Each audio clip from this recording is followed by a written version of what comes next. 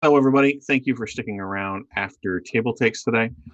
We have apparently a dancing member, another Gen Con info stream for Gen Con Online, where we're trying to show you how to use or get you at least passingly familiar with some of the platforms that folks are likely to use for their games at Gen Con Online. So that when you're looking at the schedule and you see a game is for Roll20 or Tabletop Simulator or Tabletopia, that you have an idea of what it's like so that you're not intimidated by it being a complete unknown. So this episode, we are covering Tabletop Simulator, and we are joined by our very own Emma Larkins, who is a board game designer and a digital playtest community organizer, which sounds like you are the world's foremost expert on how to use Tabletop Simulator. Is that correct? Yeah, sure. Excellent. It's a little labyrinthine.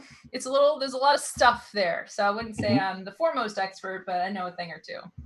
Now, did you choose Labyrinthine because you are going to have me join a game of Labyrinth you have set up later? Yes, that was a foreshadowing that I threw in there. Okay, great. So, Tabletop Simulator, for one, is available on tabletopsimulator.com.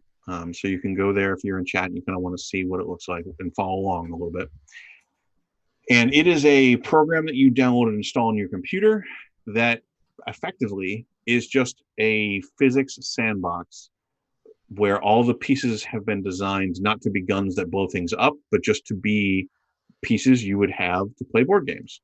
And it just makes a table and you roll digital dice on the table and they interact usually completely normally.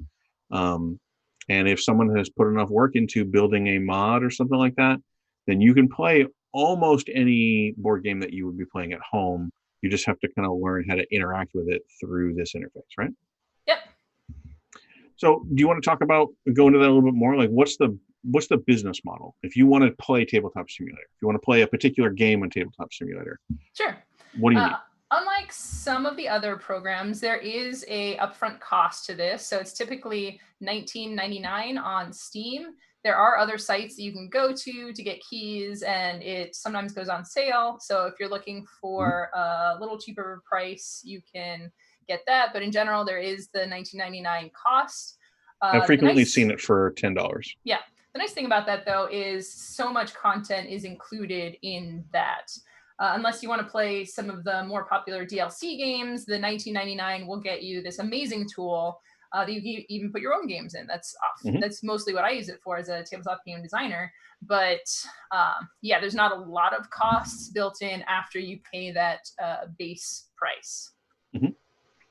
And a lot of that DLC you can get through Steam. Like there's Scythe, Wingspan, Zombicide, that are all like premium official licensed and produced with the manufacturers and designers that you can download now, install, and play on Tabletop Simulator, right? Yeah, and you can go to so you will have to download Steam if you don't already have that. You can go onto Steam, onto the website for the page for Tabletop Simulator that we had linked, and get the DLC directly from there. If you want to get, again, thousands and thousands of games that are just included that aren't DLC, you can go to the website for the Steam workshop that's tied to Tabletop Simulator, and you can kind of scroll through and do a search or whatever and find just, like I said, thousands of games that are included. And the only thing that's important kind of to remember there is that the stuff on Steam Workshop is not usually, there are some cases where it is, but it's not always routed through the company or approved by the company. So it might be a fan who's put it together. It might be, licensed or unlicensed. So there's not a guarantee of quality there, but there are lots of things to go through. Yeah. I will say that's kind of my one pet peeve, though. Their monetization model means that it is kind of incentivized to put stuff on there, even if you don't own it. They don't always take stuff down right away, even when people complain about it. So that is something to keep in mind. And not everybody who puts up something for free does not have the right to do it. Because I know that, Rodney Thompson, who ran Spectaculars, I think you were part of that game, right? Yeah. Yep. Yeah, I believe he has released a Tabletop Simulator mod for that game because if you remember, that game is a pretty physical component heavy RPG. So right now it's a little bit difficult to play when everybody is quarantined. So he released a mod on Tabletop Simulator that allows people who have the PDF and the rules and stuff like that to go play the game. Yeah. So if I want to play one of those premium games with you, you've told me that Wingspan is great. It's a kind of game that I should totally check out if I love board games, and I want to play it with you. You bought it. Do I have to buy it too? Nope, only the person who is hosting the game needs to buy it. So that's another nice thing about that paid DLC, that you can get it if you want to host the game, but the other players in the game don't have to pay that fee. Great. So if I want to play and I'm not running a game, then theoretically all I need to buy is Tabletop Simulator itself. Yep. Great. So why don't we talk about some of the features of the platform? Like, I think the obvious one right now is, what about video and audio chat? Yep. So there is a built-in audio chat in Tabletop Simulator. It was funny because I hadn't used it before I was preparing for this show. I actually went in and did it. I was like, oh, this is actually pretty smooth because it's kind of an always-on push-to-talk thing. If you just hold and press C, as long as your microphone and everything is enabled, then you will just talk, and people who have their headphones on and are in the game will be able to hear you. So it's pretty smooth.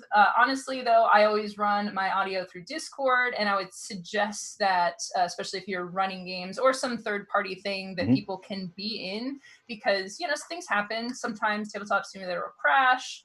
And it's nice to have a separate communication channel, and also just for people getting into the game, right? If people are having trouble loading it or finding your server or whatever, it's nice to not rely 100% on that, because if you have something separate, then you can solve for potential issues. I think a lot of my friends have gotten in the habit of having a Discord voice channel open whenever we're playing anything else. Like golf with friends. I don't know if you've played that. A little bit, like a mini golf. Yeah, like that has become the default. We're waiting for someone to show up for our other game, or the game got canceled or whatever else. It's kind of become the default time filler activity that we've been doing. Yeah. And we just hang out in the Discord voice channel. And the number of times where we've had to restart a game, or a thing didn't load, or the game crashed, or whatever else, makes that separate communication channel very useful. Yeah, and you can hop between different things. We're in Board Game Arena, Tabletopia, Tabletop Simulator. You can hop back and forth. Discord is just great. I use it all the time for stuff. But another nice thing about Discord is you can stream very easily. You just share your screen. And we use that a lot for the playtesting, for one person in the group to stream their screen. So even if someone isn't participating in the game you're playing, they can hop into the voice channel, they can talk, they can watch the stream directly in Discord. So that's a very nice feature to have as well. Would be a great way to do blind playtesting, I imagine. Oh yeah, absolutely. So Tabletop Simulator does not have video chat at all. It's just not a part of it. Yep. Okay. So why don't we go into some of the platform's like key features or strengths too? So what are some of the things that you think are particularly good about Tabletop Simulator?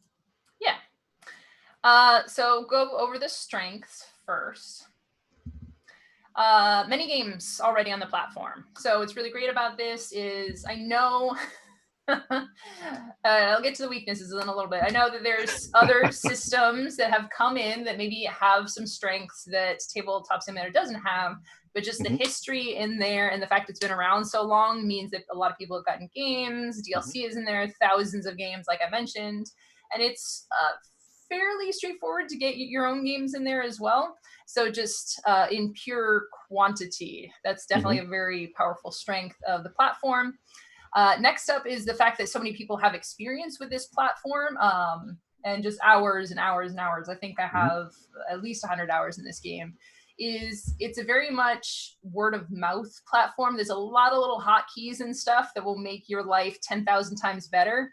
And because probably someone in your group will have that experience. They'll say like, oh, just press R to shuffle, or just press 7 while hovering your hand over the deck to draw a hand of 7 cards. There's a lot of little things in there that will Or make sacrifice the chicken at midnight while turning widdershins to make sure that the server connects or whatever. Yeah, Okay, exactly. I mean, that's an important one that everyone should remember.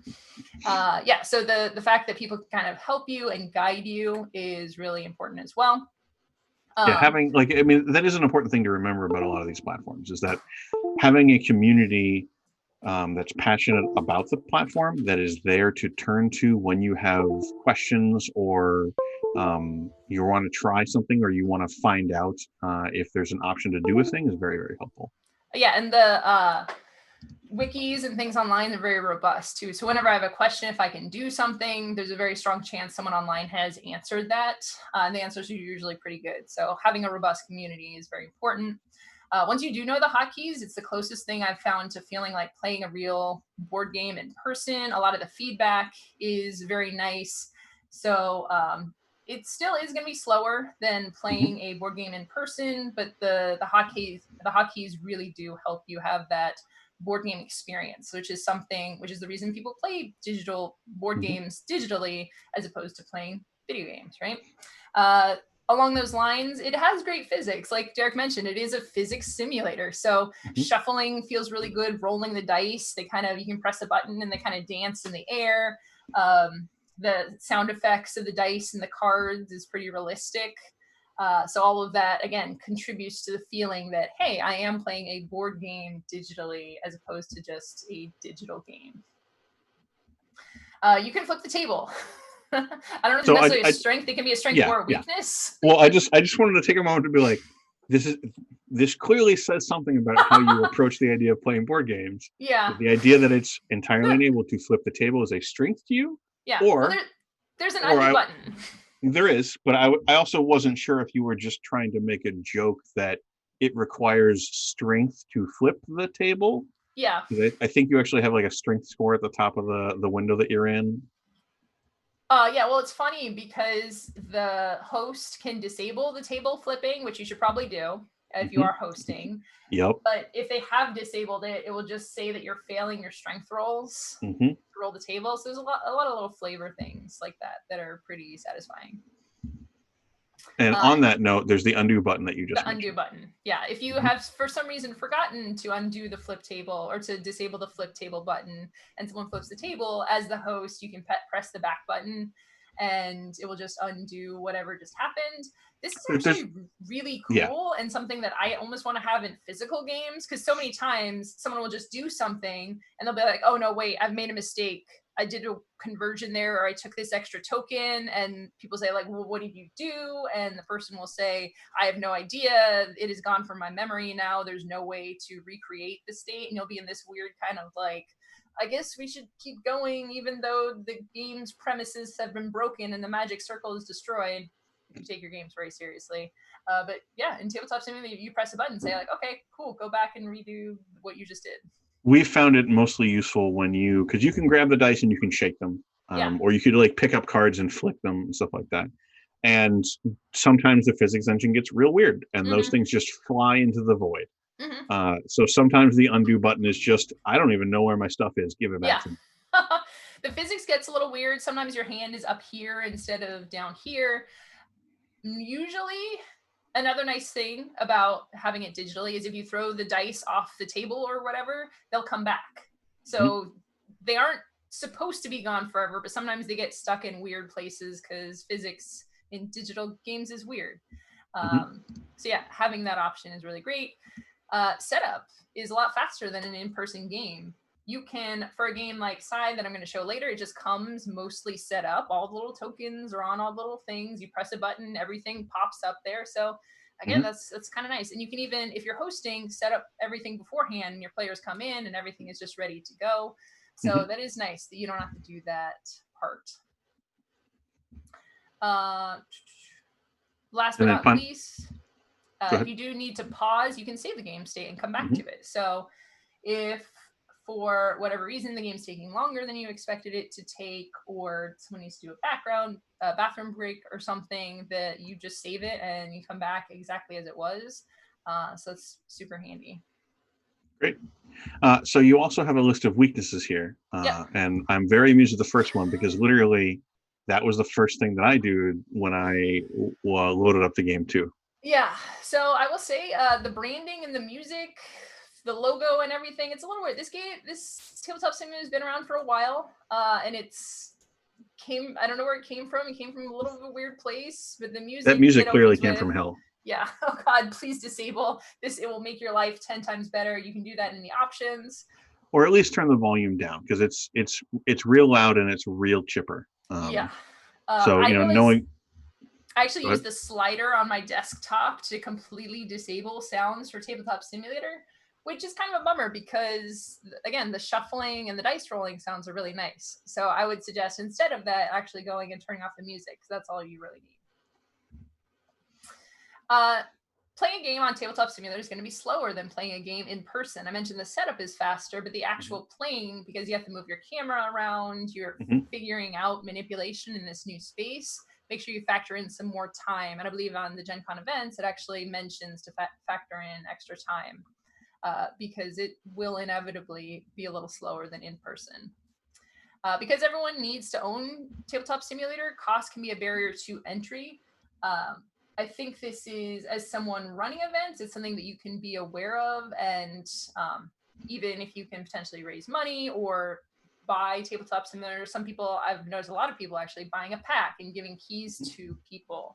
So if this is a financial hardship for you, then it's something that you can consider as a host and also as a participant. Just if you can support other people getting Tabletop Simulator, it's a really nice gesture to make this more accessible for everyone.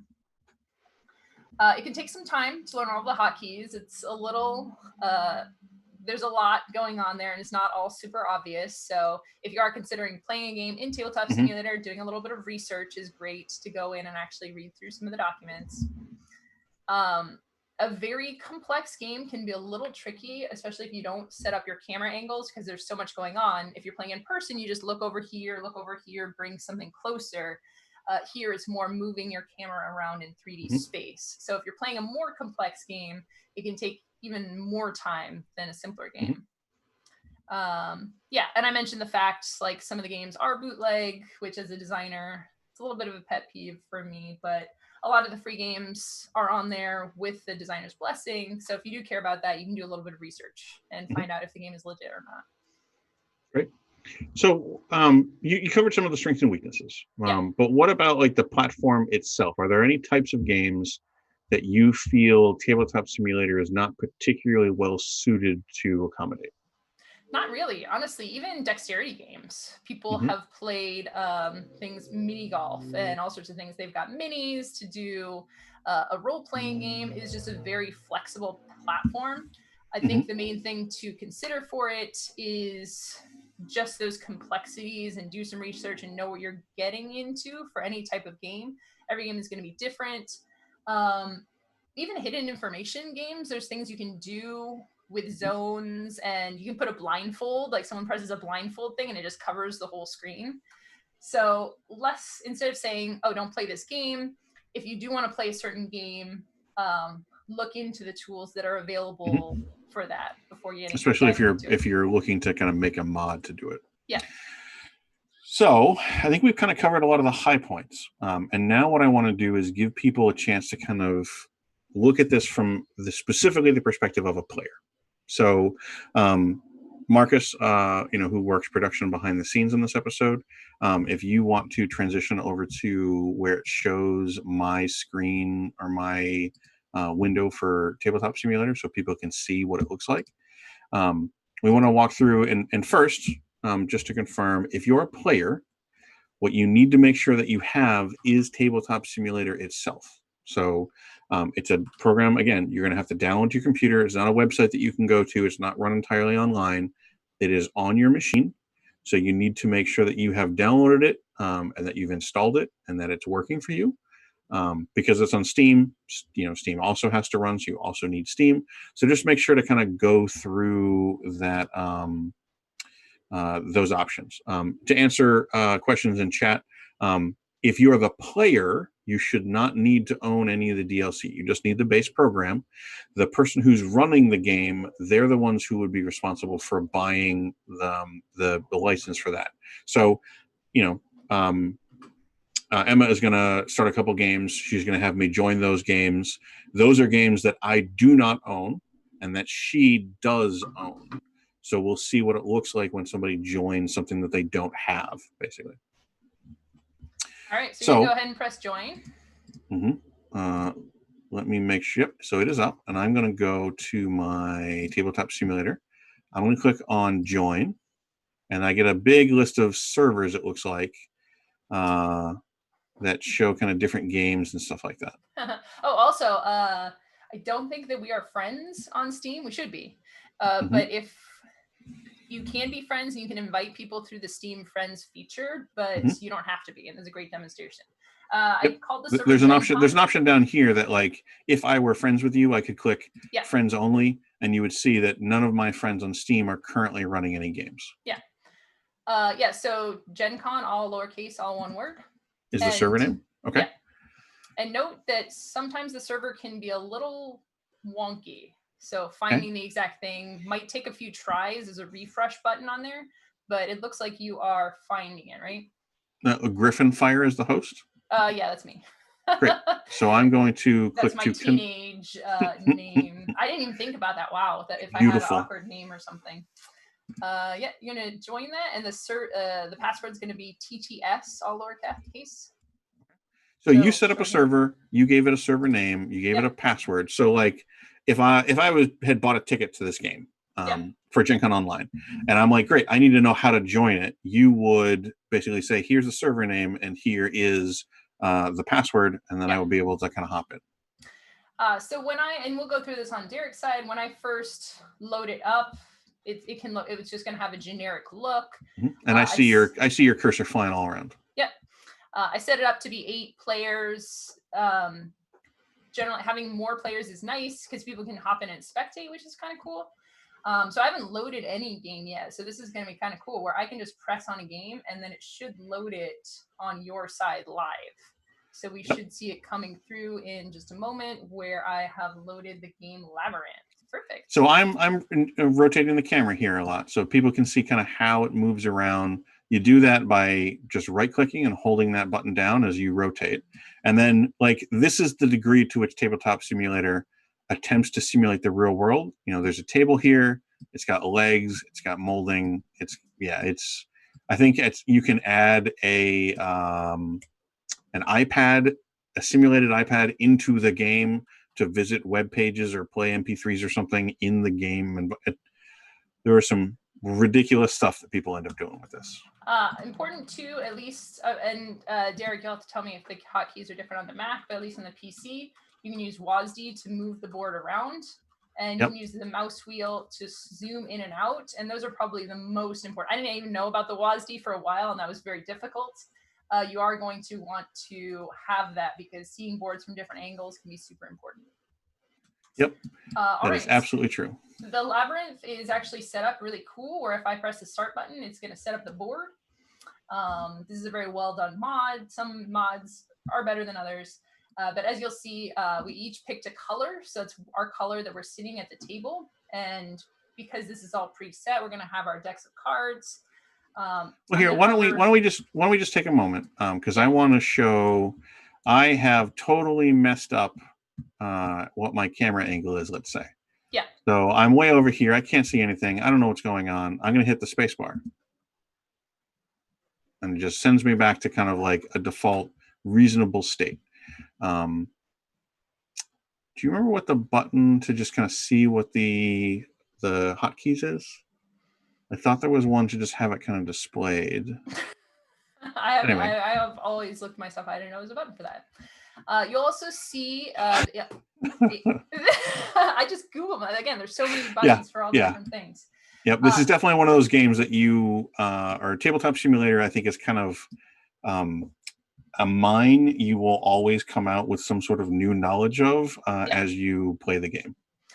You'll see, I'm going to go over the UI a little bit before I go onto the table. You'll see on the right-hand side, there's some text. This is a editable area, so sometimes you'll have some rules there. You might not even see it if you're not paying attention to it, but that's a good place to look. There's also in the there's different options and stuff on the top, and on the left hand side there's some tools. Generally, as a player, you won't need to use these. We'll probably get into it a little bit more when Derek, you become the host. So don't worry too much about that stuff. There is a notebook up here as a player that you might need. That's right in the middle. Notebook is often where the rules are, so that's a pretty handy button for you to have. So if Derek, you want to click on that, then you can pull down and my see. notebook. Okay, so I'll click on notebook, and it looks like the rules are already kind of imported here. Yep. And I can add a new note if I needed to. Yeah. One thing that is important, on the upper right hand, there's a rotation degree. So you can click on that and that change card rotation. So for example, if you are holding a card and again pressing your scroll wheel to do a rotation for the card, that's a very, or for a tile too, exactly. So as you see, Derek's doing the rotation here. For this game, most games you'll want 90 degrees. So for example, I'll pick this up over here. I think you can still see me. If mine is set to 15 degrees, it's a nightmare, right? Because I can't. And in this game, tile rotation is very important. So that's there's a hotkey for rotation too that I wish I could remember. You know what? I think keep explaining. I think I'm going to do what you said and just look up what the hotkeys are. And there is some stuff with menus for configuration, different things, controls. I think we'll say what the hotkeys. If you go to configuration and go to the controls tab, then you can see what a lot of these hotkeys are.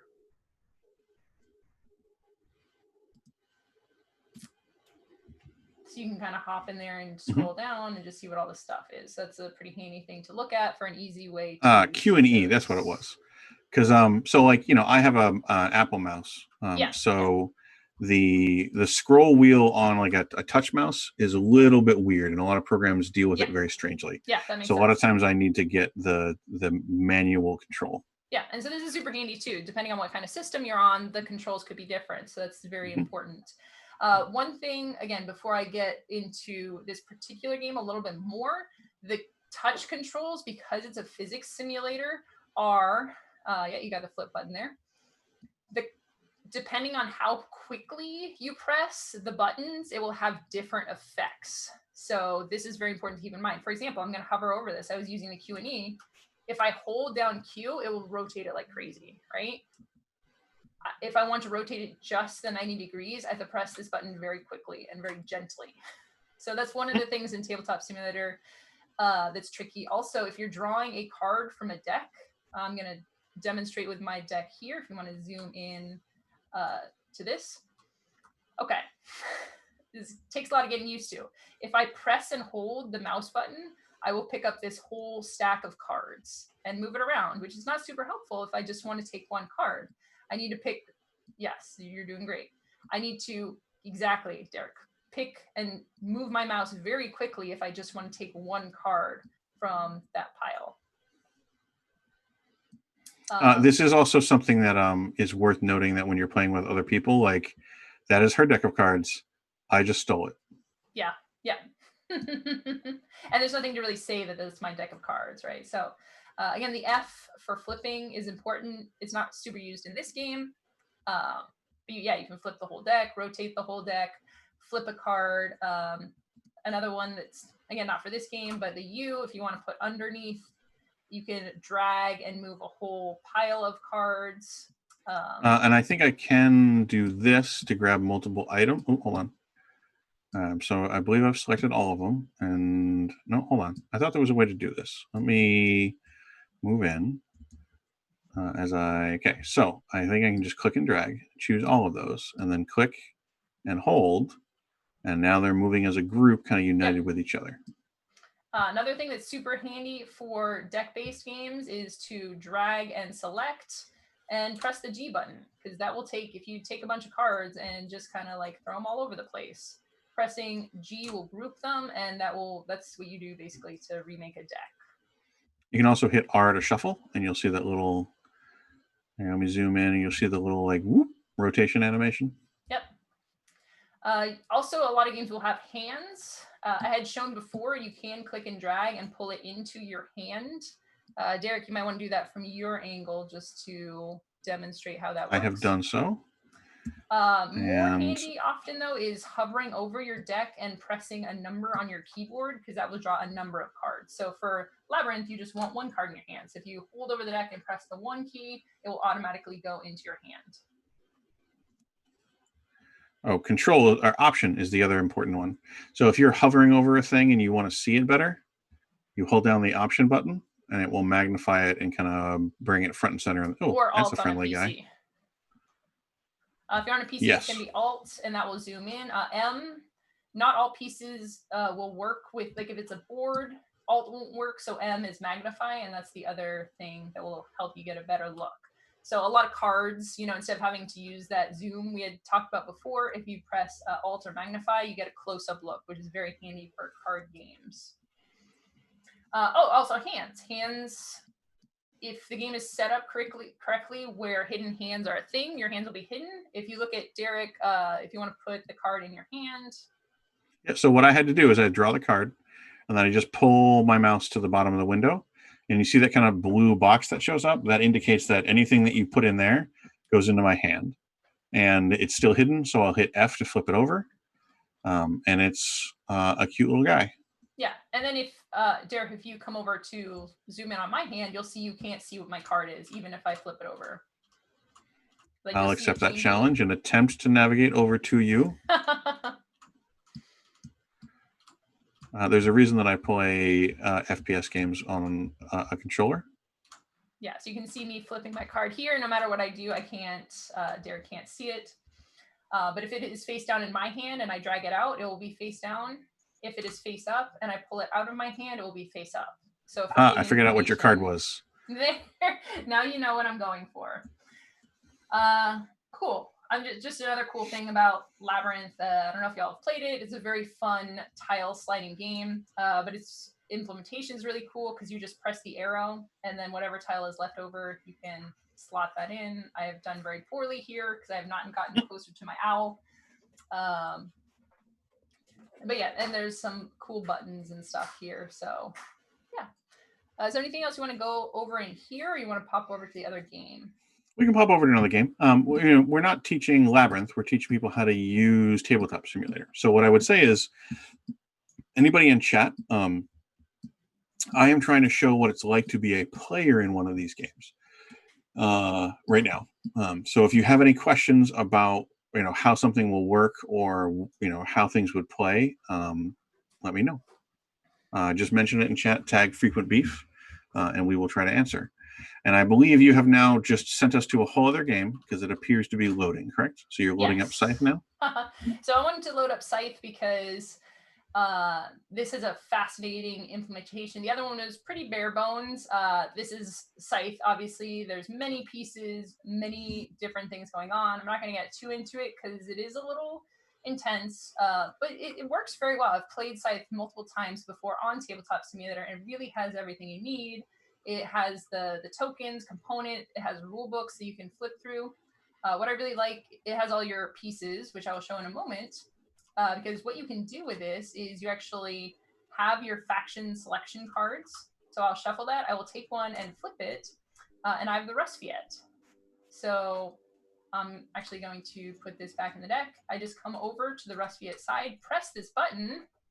And Derek, you can do it for yours as well. And it does this really cool thing where it sets up all my tokens of pieces. The setup is built in, which is super cool. Hey, sweet. And then when I want to do my player mat selection, I'm going to draw. Is that the weird voices of the damned chiming in our ears as they get set up? Is that what happened? Yeah. Okay, got it. Once I select my player mat selection, I got the militant. So I actually right click on my player mat, set the state. And if I hover over these numbers, it will tell me which is which. I will click on the militant, and that sets up my player board. So for those of you who haven't played Scythe, There's a couple of different randomized options that you get, or you can choose some agriculture. Yeah. All right, so I right-click on my player mat here, and then I go to where? Yeah, so the right-clicking is actually important because this is another thing where you'll have a lot of options depending on the game. The way that Scythe is implemented, you actually get to go to state and hover over the numbers in the state selection, and that lets you choose your player mat. That is right-clicking. Oh, there we go. State. Okay, and then I choose. Okay, got it. So because it says agricultural, I have to choose 5. Yep. There we go. Yeah. This shows you just some of the really fun stuff that you can do in Tabletop Simulator with these minis, placing your minis on the board. This has a lot of snap points. So, for example, the encounter tokens, they'll snap right here. Once we've set up our game, we take these off the board and get ready to play. There's a little more setup stuff to decide where you're placing all of your different tokens. You'll have to do that. With the factories, the setup's a little bit different. Oh, the hidden zones in this are pretty cool. Yeah, Derek. So for example, in your hidden zones, there's this conceal reveal thing. So when I'm setting up for a combat and paying my cards to modify my numbers, I'll do so secretly in here. I'll be able to rotate the dial with that Q and E, and then I'll reveal, and then you'll be able to see what I have selected. I can see that you have selected 2. 2, yeah. Yeah. So it looks like I need to draw my objective though. Yeah. And I put it in this box. Yep. So you take 2 and then I draw the other objective, and I put it in this box. Yeah, and then I have mine. You'll see. I can't see yours. You can't see mine. Yep. And I hover over it and hit F to flip, and hit F to flip, and then I can just hold the Alt option. Well, it seems like not a noble goal. And then I'll go to the other one. I can't see also not a noble goal. What the hell? I have to look at your shared screen to see it. Well, I'll just tell you now. I got become a despised warmonger, or build the foundations of an empire. Okay, cool. So I think the very important question, though, does this mod include the custom painted minis that my wife did that look amazing? I don't think this particular one does. No? Well, then guess what? Oh, table flip. The table flip is weird in this one. We actually just fly up into space. I don't know. I'm flying. So what's happening now? Maybe if you're hosting a game, disable table flipping, because I appear to have broken everything, and we are now in the Matrix. I'm in a church. What is happening? What is even happening? Did you load a different game? I did not. You've apparently broken the entire world with what you've just done. Do you see what's happening? No, here? I did. Okay. RPG thing. Yeah. Okay. For a minute, I was like, did I somehow manage to table flip us into a different mod? I mean, that would be cool. I know you were going to host a site, but I did want to show off the minis real quick because it's just one of the funnest parts of the game. If you right click on these, you can have them do different animations like attack or die. So if you did want to do some sort of RPG-ish thing, then yeah, these are, and if you pick it up and move it around, it does a walking animation. So yeah, there's a lot of cool stuff in here and a lot of fun stuff. And you can do this. Oh, maybe I did that too well. I just try to pick up somebody and throw them. Yeah, and you can also just add objects, which is really cool. Like I'm just clicking on this and like I can add a million dice, a million D20s to it. We haven't done dice rolling though. I want to show like I can select all these and then just press R over and over again and roll 50. I like how you can roll the mini. I like that too. I did. You can also pick one and wiggle your die back and forth. Yeah. Did I get any 20s? Did I get any crits? Hey, I did. On one dice. Yep. Oh Look at man, that. That's called real luck. I That's think a you pro gamer cheated. move. These dice are broken. Yeah, throw them off the table, pick one up, roll Yeah. it. So like what I have to say about Tabletop Simulator is that I'm just going to tell you right now, the first time you play a game on Tabletop Simulator, it's going to be annoying as hell. It's going to be frustrating, confusing, intimidating, all that kind of stuff. The more you mess around with things, the more comfortable it will get to be. Like for me personally, the only thing that I really have trouble with now is just the WASD camera, as you can probably see, and that's literally just because I'm real bad at WASD. Like I don't know what it is. I play a lot of shooters, but I play them all with controller. But you very, very much get used to it. So my advice is really like, if you're going to sign up for a Tabletop Simulator game for Gen Con, just mess around with other games in Tabletop Simulator once or twice before then. Maybe a solo game, maybe a game or two with friends or something like that, just so that you kind of get a little used to things before you are playing with strangers. Because then you'll have other connection issues and stuff like that to deal with. But get used to some of the basic controls yourself first, I think is my advice. Also, Derek, you're not alone with WASD. My husband would definitely speak to this, but I played games on the keyboard for years and years with just not doing WASD, like WoW or whatever. And it took me a long time to embrace. Yeah, WASD just doesn't work for me. It just doesn't make any sense. Thanks, I hate it. I don't know what it is. Cool. So do you want to host a game here? There. Apparently I keep all right. Okay. All right. Well, I think maybe I need to. I'm going to demonstrate the undo there. Okay. So I press the back button here, and look, it's all fixed. Did it restore my 20? It did. It did. Yeah. Look at that. Preserved for all eternity. All right. So I'm going to exit. Oh boy. I'm going to exit to the main menu.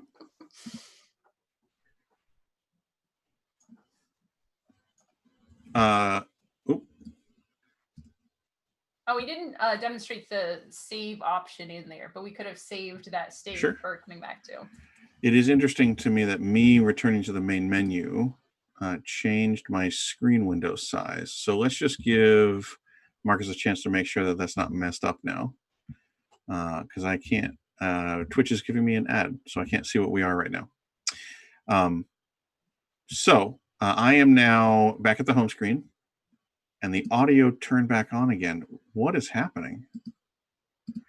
I'm going to go show you where to turn off change the audio. So we are back at the home screen. I am now going to play a game. I'm running a game for Gen Con Online. I want to show you what it looks like when I decide to try to set up a game and what I need to do to invite players into it. So first, I assume I click on Create. Is that right? Yep. So I'm going to click Create, and I'm going to choose Multiplayer. Yep. Okay. So this is where I get to enter a server name. So I'm going to also try Gen Con. And I can choose a public, friends only, or an invite server. You had done public before, right? Yeah. I usually do easiest. I like to keep the player count up too. Just anything to make it less likely that something's going to mess up, like an extra person joins your game and then you're trying to figure that out, or a spectator. More players is good for spectation too. Okay, so I'm going to set the password to flip. I'm going to set a max player to 2, just so there's no one beyond us. And I'm going to click Create Server. Okay, so it looks like the server's up now, right? Yeah, I'm doing a search for it. Great. Sometimes it takes a little bit to connect. All right. Connecting. Oh, also better to general password ease. Like these are not meant to be super secure passwords. If you do everything lowercase, it's generally a lot easier to, instead of doing like some crazy like 337 capital H. So I just loaded up chess just to show what it looked like. As you saw, or as anybody who was watching the stream could see, I had a menu where I could choose to never play with Emma again. Oh, I don't know how you would do that. Although you are removing your own pieces from the board, so I guess you're just making my victory that much easier. No, bring it back. Undo. There, you see, this is a weird. They're hovering here. They didn't. They came back, but they're like hovering over here. So, I just chose chess. I started the thing right as you were loading in, and that worked out pretty well. It gave me the option to view DLC and stuff like that, but as far as I'm aware of, I haven't purchased any of that, so I did not load it. And you can change the game as you're hosting too. That's in the middle of the game, like I was doing. I didn't have to create a new session. I just changed the game on the fly. Oh, so I can rewind time and send your things back. Take that, and then I can move time forward. Yep. And send it back again. Great. So, that was all I had to do to set up a game. But do you want to show me where, as the person running the game, that I can set some controls about, preventing table flipping or anything like that? Yeah, if you go to the configuration, is it configuration or is it options? Okay. Yeah, being on my side, I have limited choices for things like this mod has things like it already has flip and modding disabled. So I have less control than you do over there. So you should be able to. Okay. So I have a permissions menu that can choose. It says that players are able to flip the table. They're able to draw cards, change their colors. Oh, it's on now. Things like that. See? For some reason, it was off before. Let's rewind time. Although where is my other bishop? It's gone forever. Again, usually the pieces come back. You may have to. Yeah. Great. So this is where I can control different permissions, options, lighting. I know that you can change a lot of the backgrounds. Like my friend Rodney again is running a Star Wars game in Tabletop Simulator, and he found an environment that is the cockpit of the Millennium Falcon. So we're basically playing on a table for our RPG game, but surrounded by the Star Wars kind of iconography and stuff. So if you don't want to be playing in Game Church, I guess, which is what this is, Chess Church, you can decide that you want to play somewhere else. There's lots of different options you can load in there. Another thing you can do, Derek, is turn on turns. I believe it's in options. Turns is a pretty cool feature that makes it so you don't have to be like, whose turn is it? Yeah, perfect. So you should see on your screen now that it is your turn, and once you've made your move, down one bishop. Yeah, that's a legal chess move. Great. Then you press the turn button, and now it's gone to my turn, which is, I'm gonna do that opening.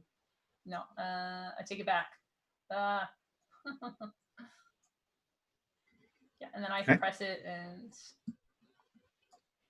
Oh, I regret. Okay, I didn't realize that they were built that way. But so this shows a few things here. Like first, this is a physics simulator. Like it's not going to recognize that I need to capture that pawn. It requires me to go remove it and then move my other pawn where it needs to go, and then I'll click end turn. So these are the kinds of things you just need to teach your players how to figure out. Let's go over the left side because there are some handy things over there. Okay. So yeah, on the top is the grab, which will be selected most of the time. If you don't have a hand here for grabbing, that's sometimes you might mess that up. So you can always reselect that, because if you have like the draw tool, you can't pick stuff up. Instead, it will make you draw on the board. I'm just going to go through these one by one. Drawing can actually be very useful, especially for communication or for writing funny things on the board. It can also be very unuseful. That's a thing that you can control or do erase to just erase your stuff. So Emma, someone in chat just asked if there's a tool to slide without picking up, and I don't believe so unless the game has been designed to do that. Correct? Yeah, there's a custom like we had shown with the labyrinth one. When I pressed on that arrow, it slid the whole row of tiles. So that will have to be something that's specifically built into Tabletop Simulator through a mod. There's a lot of scripting and programs that you can do. But that's definitely details that you have to dig into to really get the feel of that. Next up is the zone button. This is like we saw those hidden zones on Scythe. So for now, I've hidden this zone, and now you will not be able to see my pieces. I do all sorts of secret stuff here. I click on that again to hide that zone. The line is very handy. Could we use this a lot for when we're running D&D in Tabletop Simulator, because you have this alert, which is super handy if you're trying to communicate. You're saying like, what is this pawn doing in my space here? I'm just clicking a bunch of times. I also have a drag for measuring, which again is super handy if you're trying to figure out, again, for example, how far your wall of fire will span across the map. Yeah, and then next is flick, which we haven't gotten to yet, which is one of the best parts of this game, physics-wise, is you can just flick. I was just trying to do that. That's why it wasn't working. So you have to click and then. Yeah, you hold on the thing and then you pull back. Oh, there we go. And yeah, very. Oh, important. I see. You have to choose the thing you're going to flick. Yeah. Okay. Yeah. Wow. These are all just kind of floating in space. Yeah. Again, this is something you might want to turn off in your game if you're worried that your players will be terrible, because it is just so fun, right? Like it's hard not to.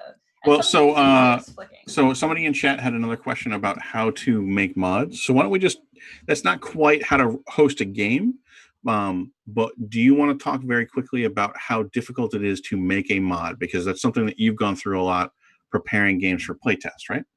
Yeah, sure. Let me just show one more thing here, which is the text tool, which is something I use a lot in playtesting, because often people's Steam names are not their human names. I'll often use text to type my name onto the table. So this can be a really great thing for running a game. Emma, you will always be Griffin Fire to me from now on. That's fair. Oh, that was my like 14. I'm 14 years old, and I'm gonna come up with something cool to be my handle and use it forever. That's my thing that I did. Yeah. I'm trying to figure if I want to do this, or maybe I'll just try and walk you through it, Derek. Well, no, I don't think we need to make a mod on camera. Yeah. We've got like 8 more minutes or so. So somebody in chat was asking how difficult it is to make a mod, what you have to do. Like they were wondering, does it recall or does it involve coding? Yeah. So how in general, how do you go about it? Yeah, so I think just a little bit of a demo will help here. Derek, if you go up into objects. Okay, got it. This is where a lot of the game creation happens. Some coding is required, but for very simple games, like I do a lot of card games. If you go to components. Okay. And then go to cards or decks. Yep. So there's an option for cards. You want me to do that? Yeah, do cards. Okay. So I have standard deck, custom deck, custom card. Press custom deck and then click on the table. And then click on again. The controls are a little tricky, but basically, if you click on that, it will give you the option to. There will be a screen that comes up and gives you option to import art for it. So importing a card game is actually pretty easy. You just need a big PNG file that's all of the cards in one sheet, and then you'll have a few sliders that let you change the options. It basically takes a full sheet and chops it up into the cards of the right size. So getting a card game in here is actually pretty straightforward. It's straightforward in the sense that it has a lot of the same requirements that if you were to make a physical card game. You're going to have to prepare a sheet to be printed. You kind of prepare a sheet to be imported here. Yes. You prepare the sheet outside of Tabletop Simulator. I showed before getting dice in here, getting cubes. There's some things that are straightforward, but getting something like Scythe into here, there's like a lot of stuff, like custom minis, so you can do anything from an incredibly simple game to an incredibly complex game. Adding a lot of things like adding dice, or like I'm just going to pop an extra dice in here or something, is pretty straightforward. So it runs the gamut from complex to simple. The guides online are actually really great. Or I'll give a plug for I have a Discord group. Gil Hova from New York City also has a Discord group. There's a lot of online playtest groups with a very robust forums around this. So if that is something you want to get into to either make your own game or to mod an existing game, there's a lot of information out there. So definitely recommend getting into that if you're curious. If I'm in the game now, how do I just click on, I click on games if I wanted to reload something else. Yes, that's where, going in there would be great for the save too, to show, so you can save a game state, which is really good, and put it in folders and name it, and you can load a previous game as well. Yeah, it looks like my autosave for chess is still there. Yes, yep. Great. Is there anything else that, what other like security options or control options do I have as the GM? Can I kick you?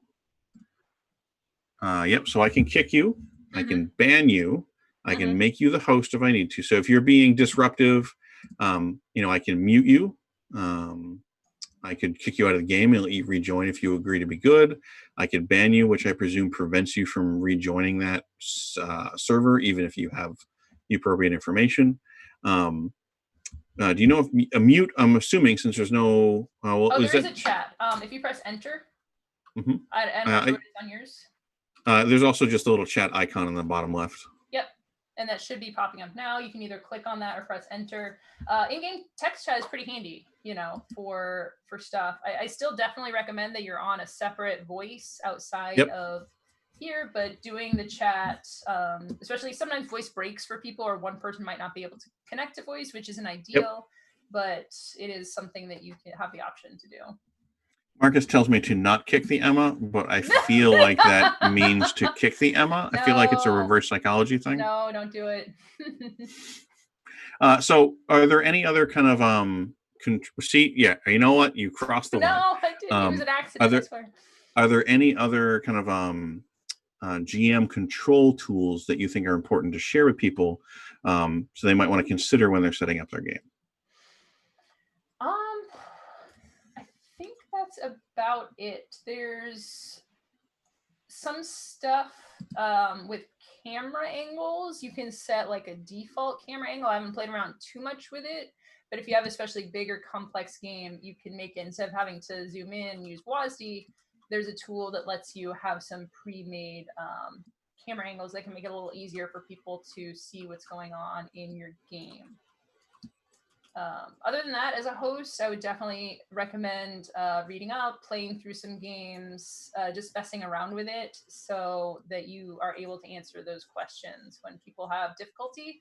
And just being open and aware that everyone has different experience levels. I've had really great experiences with Tabletop Simulator because everyone's always been like,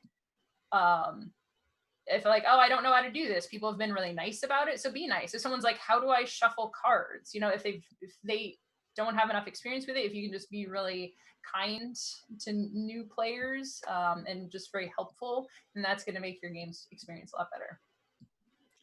Great. Why don't we, there's one more thing I want to show before maybe we end up. I'm going to try to go back to the main screen again, because I want to look at some of those options for private server or invite only server, just in case people want to make sure there's no way that strangers might even have a chance of getting in. Again, we definitely recommend you set a password on your server to prevent anybody from joining in, but let's just double check. Okay, let me resize this again. And honestly, I'm not sure what it does to the stream when I do that, but we'll find out. So I'm going to create and choose multiplayer. I'm going to choose invite. So now let's see if I know how to invite you.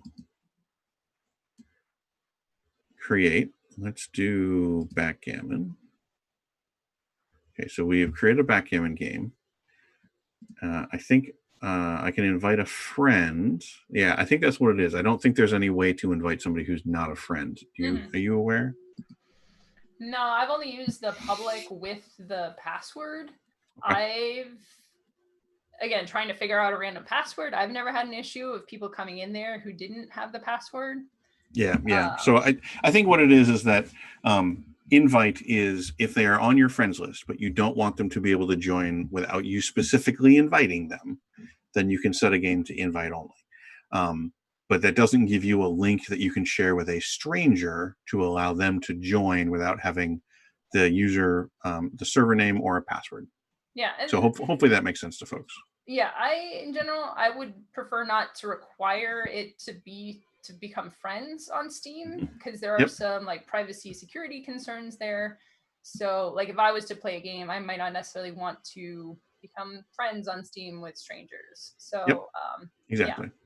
So if you're running a game, you're going to want to set it to public, but then make sure you enter a password so that random strangers don't end up entering. Yeah. All right. So I'm going to exit this. Marcus, if you want to just take us back to the two faces. Go back to main menu. Two faces. Two face. I did actually like some of that movie. Yeah. I'm thinking of the original one. I keep forgetting that Two-Face was in Dark Knight as well. So that has been Tabletop Simulator. I hope that people get a sense, or I hope that it makes them a little more comfortable with accessing or registering to play games that are using Tabletop Simulator. If you have any questions, I think there's a lot of Tabletop Simulator community out there that you can go engage with. I think you mentioned that you have a subreddit, I think, or no, you had a community that you were talking about. A Discord, yeah. Discord. I'm trying to think the best way.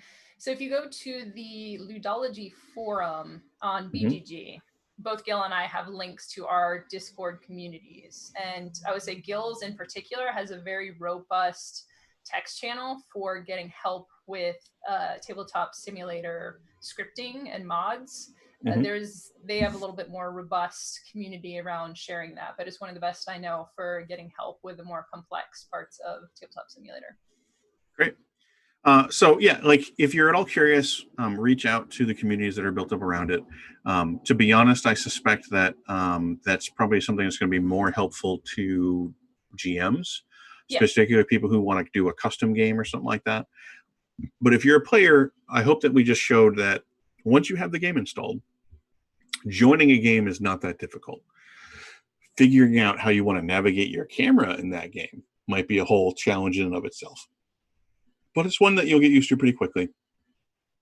And it's not too much of a burden. So if you see a board game that you love on Tabletop Simulator, I hope that you feel comfortable enough now giving it a shot and trying to experiment with it. Yeah. So thank you again for everybody for watching. Stick around. We will have a stream in about a half hour or so that is focused entirely on event registration. So Syra, the operations manager from Gen Con, will be joining me, and we're going to walk through that process to show you how to find games on Gen Con, how to build your wish list, because event registration opens on Monday. So you're going to want to spend the weekend building a wish list and ordering it in priority so that you can maximize your chances of getting into an event that you're excited about. We're going to show what it's like to just buy a ticket after registration has opened. We'll show a few other options and tools in there. And we'll try to answer anybody's questions about just how do event tickets work? How do events work? What do I do to get involved? So if you have any questions, make sure to come back for that. Otherwise, you can check out the video on YouTube. This will be up on YouTube later on video on demand as well. I think at least one person in chat said that they would come and check the beginning later to kind of get briefed on stuff. We have a lot of other stuff scheduled for Twitch. Monday at 6 p.m. Pacific, we have Board Games with the Brothers Murph, where they'll be playing a board game together in person. And then on Wednesday at 1:30 p.m., This Game Gets Dicey, which is a lady in LA and a gentleman in London who play a board game online. They do frequently use Tabletop Simulator. So if you want to see some other games and how they play online, you might want to check them out. At 4 p.m., we have Fireside with Peter Ackison. He is currently interviewing people who were involved in 3rd edition Dungeons & Dragons, and often well before that, too, about what that process was like, what it looked like, what was happening at the time. A lot of really amazing stories coming out of D&D there. After that, at 5:30 p.m., we will have another Gen Con online info stream, this time covering Roll20. And that is something that I know a number of people, even in chat today, asked about. And that is one of the last major platforms we haven't had a chance to address yet on stream. So we'll give you some sense for that. On Friday at 1 p.m. Pacific, we will have Gen Con news again. A lot of information about the show, information about merch, just general updates, followed by table takes again at 2. And next Friday at 3:30 p.m. Pacific, we have another Gen Con online info stream, which is a convention overview, although that may cross over a little bit with news. So keep an eye on our Twitter as for the final schedule. Finally, remember to follow us on Twitch, subscribe to the YouTube channel, turn on your notifications so that you know when we go live.